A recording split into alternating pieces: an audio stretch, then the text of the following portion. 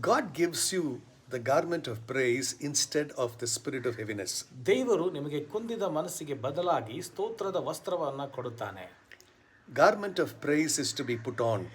ಸ್ತೋತ್ರದ ವಸ್ತ್ರವನ್ನು ನೀವು ಧರಿಸಿಕೊಳ್ಳಬೇಕಾಗುತ್ತದೆ. Clothes don't come and fall on your body by themselves. ವಸ್ತ್ರಗಳು ತಾವು ತಮ್ಮಷ್ಟಕ್ಕೆ ತಾವೇ ಬಂದು ನಿಮ್ಮ ದೇಹದ ಮೇಲೆ ಅದು ಬೀಳುವುದಿಲ್ಲ. You'll have to make some effort to put your clothes on. ನಿಮ್ಮ ವಸ್ತ್ರಗಳನ್ನು ಧರಿಸಿಕೊಳ್ಳುವುದಕ್ಕಾಗಿ ನೀವು ಸ್ವಲ್ಪ ಪ್ರಯಾಸವನ್ನು ಹಾಕಬೇಕಾಗುತ್ತದೆ. Some people wear tight clothes. ಸ್ವಲ್ಪ ಜನರು ಬಹಳ ಟೈಟ್ ಆದ ವಸ್ತ್ರಗಳನ್ನು It ಧರಿಸಿಕೊಳ್ಳುತ್ತಾರೆ. takes so much effort to put them on. ಆದರೆ ಆ ವಸ್ತ್ರಗಳನ್ನು ಧರಿಸಿಕೊಳ್ಳುವುದಕ್ಕಾಗಿ ಸ್ವಲ್ಪ ಪ್ರಯಾಸವನ್ನು ಅವರು ಹಾಕಬೇಕಾಗುತ್ತದೆ. An effort is required on your part to put on the garments of praise. ನಿಮ್ಮ ಕಡೆಯಿಂದ ಸ್ತೋತ್ರದ ವಸ್ತ್ರಗಳನ್ನು ಧರಿಸಿಕೊಳ್ಳುವುದಕ್ಕಾಗಿ ಪ್ರಯಾಸವು ಬೇಕಾಗುತ್ತದೆ.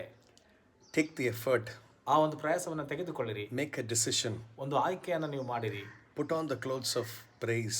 ಸ್ತೋತ್ರದ ವಸ್ತ್ರವನ್ನು ಧರಿಸಿಕೊಳ್ಳಿರಿ. Reject the spirit of depression. ಮತ್ತು ಒತ್ತಡದ ಆತ್ಮವನ್ನು ನಿರಾಕರಿಸಿರಿ. When you put on the garments of praise, ಮತ್ತು ನೀವು ಸ್ತೋತ್ರದ ವಸ್ತ್ರವನ್ನು ಧರಿಸಿಕೊಳ್ಳುವಾಗ the spirit of heaviness leaves you.